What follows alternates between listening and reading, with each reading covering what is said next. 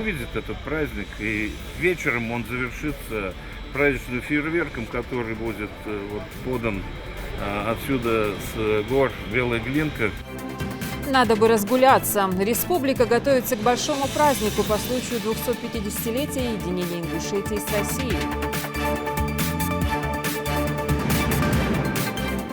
Мы считаем, что это очень большая поддержка, большая помощь, это проявление заботы о гражданах. Конечно, мы благодарны. В Миннаце в торжественной обстановке вручили более 30 жилищных сертификатов вынужденным переселенцам. Была оплата, не была, там сумма задолженности установить достоверно. Если вы этого не сделали, мы уже через месяц приносим уже непосредственно по зложным, в основном по ним будем проходить, неплательщикам уже эти досудебные извещения. Ценный ресурс – вода – должен окупаться, но потребители не спешат погашать долги перед водоканалом. Браконьеры продумывают свое удобство до мелочей, демонстрируя при этом свое безразличие не только по отношению к животным, но и к природе. Как бы сами не угодили в законные ловушки. Расскажем, как борются с браконьерскими засидками. Язык принципиально перестает быть языком только определенного народа. Чтобы не разучиться говорить, надо читать. Как средствами библиотечной системы Юга России сохранить русский язык?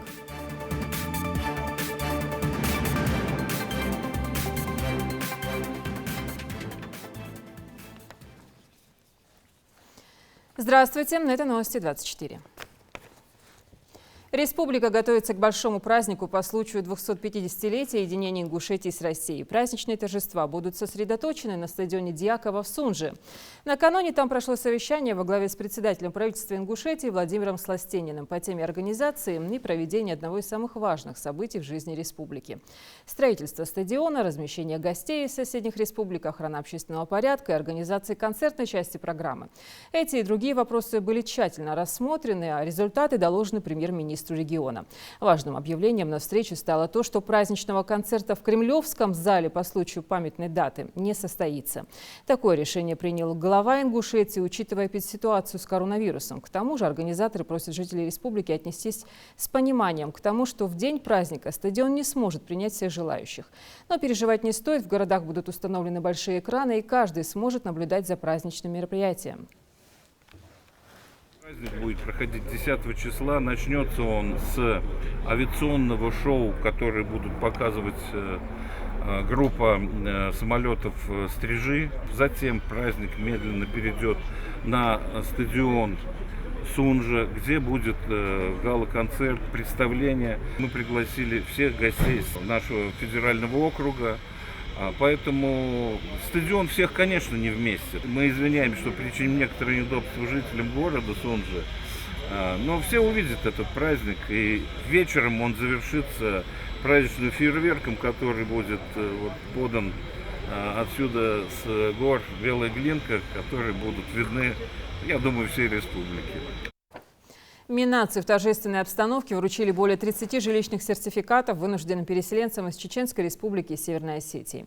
Надо отметить, что граждане, получившие документы на собственное жилье, более 20 лет проживали в стесненных условиях.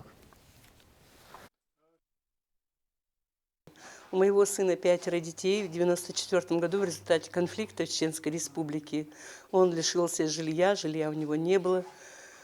Но, к счастью, вот такая федеральная целевая программа оказания государственной поддержки вынужденным переселенцам из Чеченской Республики. Мы считаем, что это очень большая поддержка, большая помощь, это проявление заботы о гражданах. Конечно, мы благодарны как федеральным властям, так и республиканским властям, главе республики за то, что он все же дальше продолжает работать в этом направлении. Я думаю, наконец-то мой сын приобретет свое жилье, и все его проблемы решатся.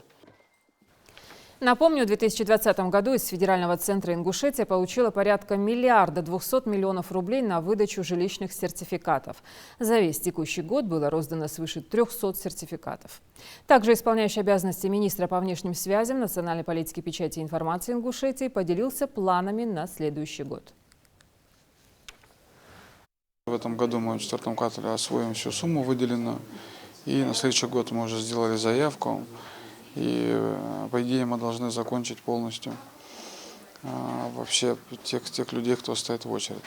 Также мы проводим работу по поручению главы с федеральным центром, что если получится, то, может быть, к концу года, если правительство Российской Федерации примет постановление, касается там другой федеральной целевой программы, где те, кто получил судовую компенсацию, будет вычитываться средства при получении жилищных сертификатов, то, возможно, мы на следующий год сможем реанимировать этот вопрос при поддержке главы. И те, кто получил судовую компенсацию, смогут становиться в очереди за вычетом этой судовой компенсации, получать жилищные сертификаты. Платежную дисциплину жителей селения Барсуки сегодня проверяли сотрудники Ингушрегионводоканала Назрановского района. Подворовый обход был профилактическим. Пока обошлись предупреждениями в отношении должников. Кстати, для тех, кто накопил солидную сумму и не может полностью расплатиться, есть специальная услуга. Подробности в сюжете. Мы вышли с рейдом, хотели уточнить, у вас поставка воды сейчас идет, насколько она налажена, насколько хорошо вода идет. Хотели бы уточнить у вас, довольны вы этим или нет. Сотрудники Ингушрегионводоканала начали рейд с отдаленного района Барсуков. Пару месяцев назад на этой небольшой улице хозяева жаловались на полное отсутствие водоснабжения. После полного оснащения водозаборных станций и скважин эта проблема должна была решиться. Сейчас последние месяца два. Так более-менее она идет вода. Вода пошла. Теперь еще один важный момент. Платит ли население за предоставляемую услугу? Тимур Умаров, уставший от дефицита воды, еще летом заявил о том, что полностью будет оплачивать квитанции за воду, если проблему наконец решат. Обещание он говорит, что полностью сдержит. И уже через месяц от него поступит первый платеж. Теперь ему осталось определиться, ставить счетчик, либо платить за норму потребления воды на человека. Счетчик у нагас шитуди драма хацуту счетчик да вот иге нагасан нагасан нукахули, конечно, лишний кабик взял лишний чигус. Хочу канок ярс оплатить. На сегодняшний день стоимость куба в Назрановском районе составляет 20 рублей 74 копейки. Установленная норма потребления 7 кубов в месяц на одного человека. Если посчитать, то семья из 3 человек будет платить в месяц 435 рублей и 35 копеек. Если сравнить стоимость с подвозом воды, то она ниже в 8 раз. А при установке счетчика хозяин дома может сам регулировать объем потребления. Также в ходе рейда сотрудники Ингушрегионводоканала заехали и на улицы, находящиеся в самой низкой точки села, где вода шла без перебоя все лето. Учителем работает в школе, и сколько я помню, у него всегда льготы были насчет воды оплаты, и насчет газа, насчет воды всего. А насчет поступления воды даже во всем селе, когда воды нет, у нас вода есть. Настаивать на том, чтобы абонент предоставил документы, сотрудники Ингушрегионводоканала не стали. Жители частного дома предупредили, это не последняя проверка. В следующий раз ему нужно будет иметь на руках все нужные бумаги. Где вы оплачиваете? На почте? На очереди у проверяющих улица Алханчурская. Здесь долги жителей составляют от 2 до 30 тысяч рублей. К примеру, у Айшат Ужаховой задолженность составляет 2500 рублей. Но Айшат заверяет, что все оплатила своевременно, есть квитанции. Как нам позже объяснили, эта ошибка произошла из-за задержек на почте.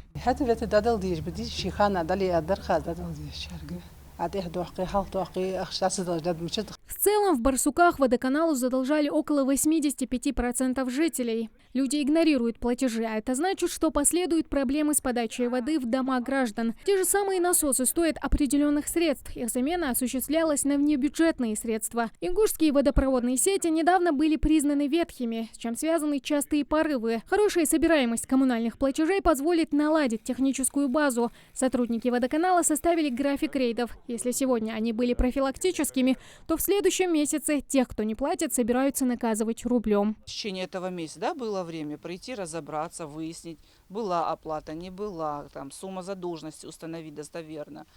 Если вы этого не сделали, мы уже через месяц приносим уже непосредственно по злостным, в основном по ним будем проходить, неплательщикам уже эти досудебные извещения вручить.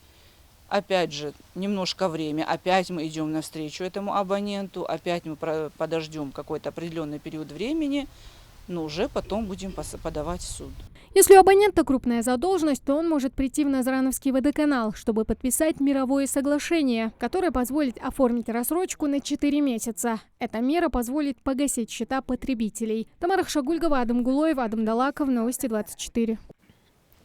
Широким этим свадьбам места мало. Жители сельского поселения Кантышево намерены кардинально изменить протокол свадебных кортежей. Старейшины и религиозные деятели составили новый свод правил для участников свадебной процессии. Никакой вереницы автомобилей и автоматной очереди. Муслим Ганиев расскажет. Как прекратить убийства на дорогах с участием свадебных кортежей, а также ограничить количество машин в них? Эта тема была актуальна давно, но в свете последних событий вопрос встал ребром. Одними из первых решить эту проблему собрались жители Кантышева. Встреча, посвященная этой теме, прошла в центральной мечети сельского поселения. Отныне в свадебном кортеже могут участвовать только 4 машины, а тем, кто нарушил это правило, грозит серьезный штраф. Шумным свадьбам со стрельбой из огнестрельного оружия, высокоскоростной ездой и дрифтами жесткое табу. Отныне помимо правоохранительных служб за этим будут следить и старейшины. Пока эти санкции распространяются только для жителей сельского поселения Кантышева, но хочется верить, что и хороший пример заразителен.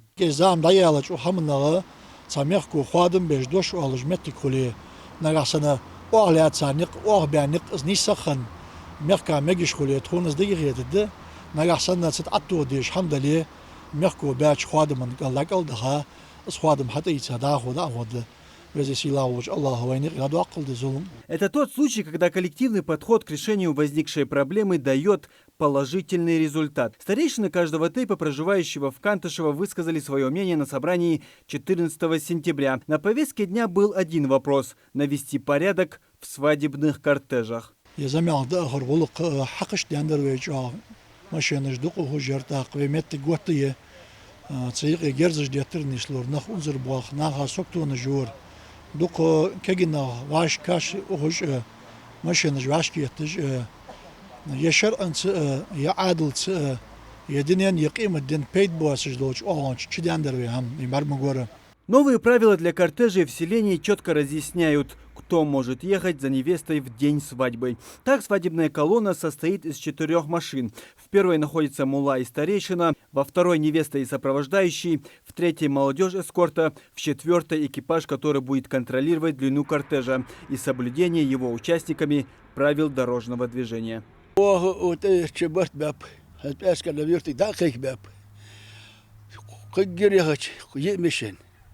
خلايا مشان يودي دا كي حماش نيتو أرولش تسن بقول جوي وهو خداوة شاسجا وي بقول جاز وي بقول سوات وي برميسوات. Количество машин – это не единственное ограничение. Отныне жесткое наказание ждет и тех, кто будет вести бесцельную стрельбу. Им придется заплатить 50 тысяч рублей, так что эта шалость может влететь в копеечку. Участникам этой свадебной процессии повезло, что в то время эти правила еще не вступили в силу. Заплатить пришлось бы немало.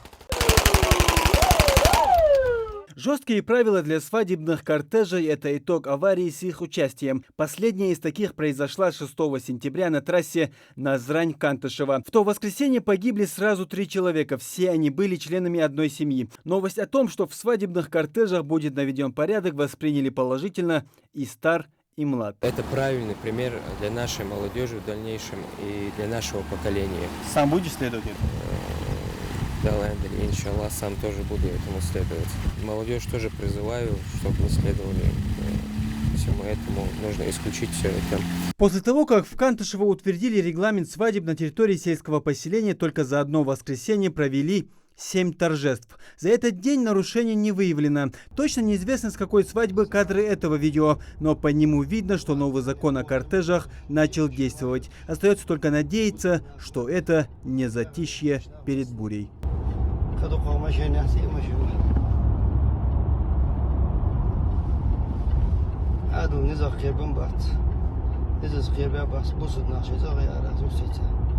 То, что старейшины и религиозные деятели подключились к профилактике правонарушений, не значит, что свою работу не будут выполнять сотрудники ГИБДД.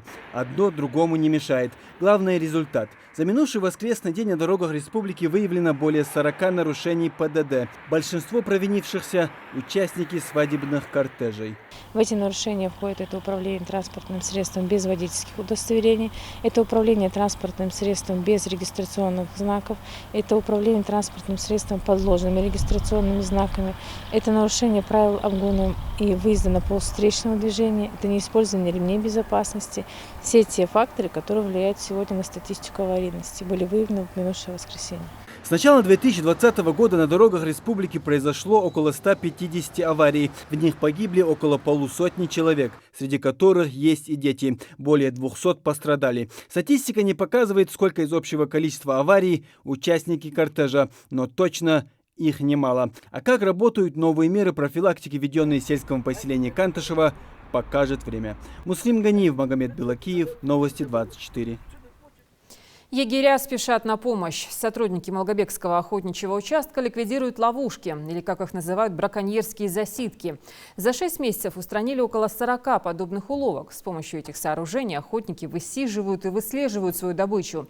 Делают это, конечно, незаконно. Под прицелом кабаны, зайцы, косули и даже медведи. Михаил Тангиев расскажет. Легким движением пилы браконьерская засидка превращается в обычные дрова. За сегодня это уже вторая точка, которую удалось обнаружить и ликвидировать сотрудникам Малгобекского охотничьего участка. Как правило, все засидки устанавливают рядом с небольшими водоемами. В этом случае их несложно найти. Вдвоем 8 тысяч гектаров. Поэтому берем чепку, проходим, находим. Так она сел свежий, ясно, что те года вот стояли. А звери, видите, свежие, сегодня приходили даже. Поэтому уничтожение, ой, бог, порядок Егеря ежедневно патрулируют свой участок в лесном массиве и очищают охотничьи угодья от незаконных сооружений. Браконьеры используют различные конструкции, представляющие из себя деревянные или железные настилы, закрепленные на деревьях на высоте 2-3 метров. Браконьеры продумывают свои удобства до мелочей, демонстрируя при этом свое безразличие не только по отношению к животным, но и к природе. Древесные стволы забивают длинными штырями или отрезают толстые ветви, чтобы легче взбираться. Некоторые браконьерские установки появляются там, где они прежде уже были демонтированы. Только за прошлый год в охотничьих угодьях Ингушетии обнаружено и демонтировано 150 браконьерских засидок. За первое полугодие 2020-го усилиями егерей ликвидировано более 40 незаконных сооружений. Сотрудники Минприроды уверены, 90% ущерба ингушской фауне наносят браконьеры из соседних республик. Мы смотрим на буквы закона. Есть у него путевка, разрешение, как он приехал. Ну, если раз путевки, лицензии, разрешения нету, то незаконно. Полностью искоренить проблему невозможно, считают специалисты, но минимизировать число браконьеров и невосполнимый ущерб, который они наносят окружающей природе, вполне реально. Минприроды уже приняли решение закупить 10 лошадей на средства инвесторов. С их помощью егеря смогут патрулировать труднодоступные места. К тому же в лесах Ингушетии установят более 100 фотоловушек для фиксации передвижения диких животных, черных лесорубов и браконьеров. Михаил Тангиев, Адмдалаков, Новости 24.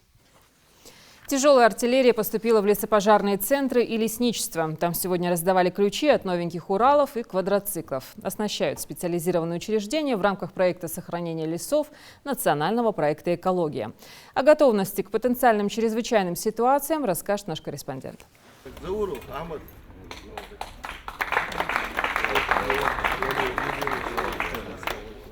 Вручение ключей от новой спецтехники руководителям Назрановского и Сунжского лесничеств и лесопожарным центрам проходит в торжественном формате. 2 новеньких Урала-манипулятора и 2 квадроцикла вместе с прицепами готовы хоть сейчас отправиться на выполнение задач. Завести и опробовать долгожданный лесовоз не терпится и самим лесникам.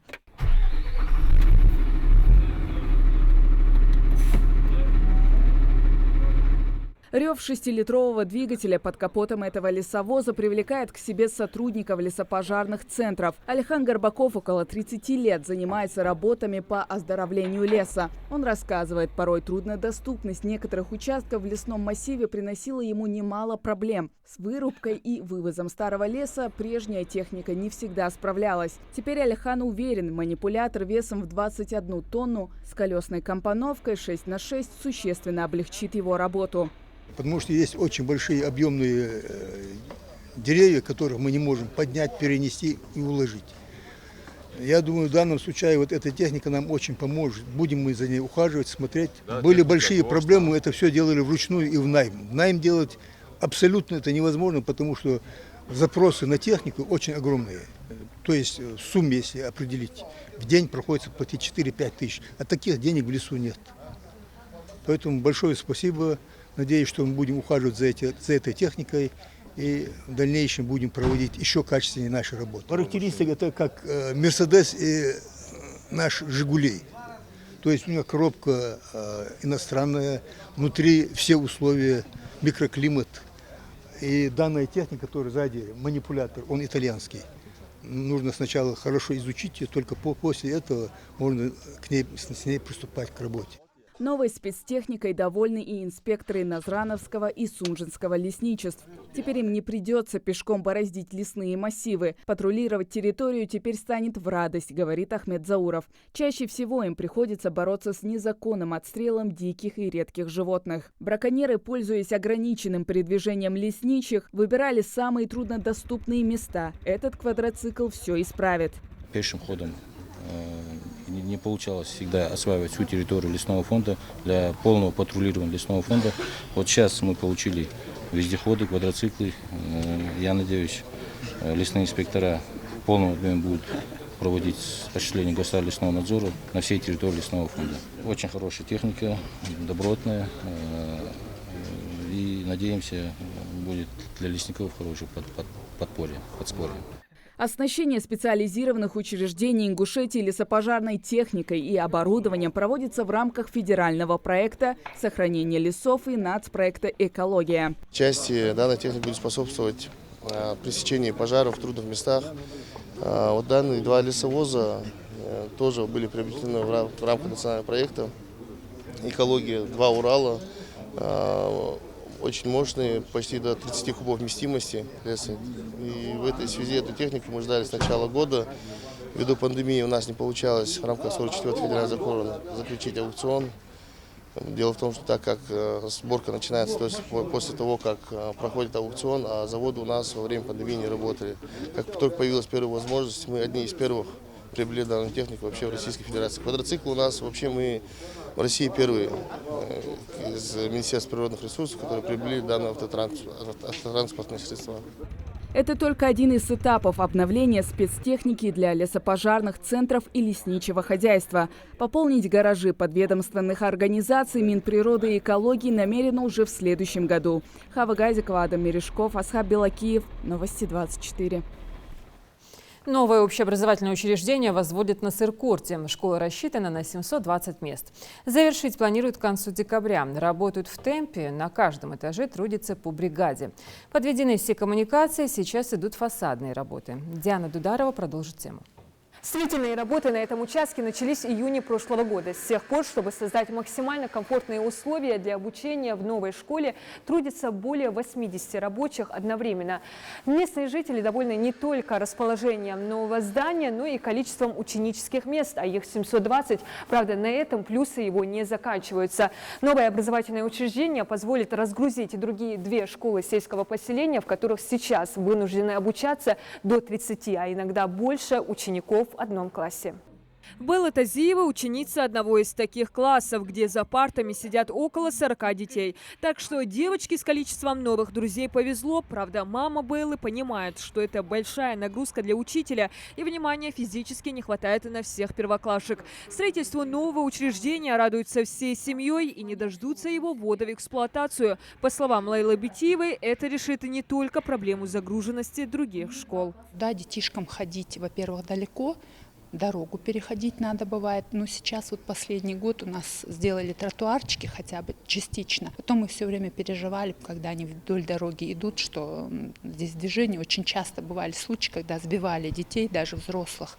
Конечно, то, что школа рядышком, это очень хорошо. Испытывать неудобства местным детям и их родителям придется недолго. Новое образовательное учреждение планируют сдать до конца декабря этого года. А чтобы ничего не помешало планам, подрядчик задействовал рабочие группы одновременно на всех 3 этажах здания. На каждом укладывают кафельную плитку в коридорах и уже готовятся постелить ламинат в классах. А еще месяц назад здесь только начинали шпаклевать стены. Вентиляцию закончили, в принципе. Основной вот сейчас плитка идет и шпаклевка. И сейчас начинаем покраску.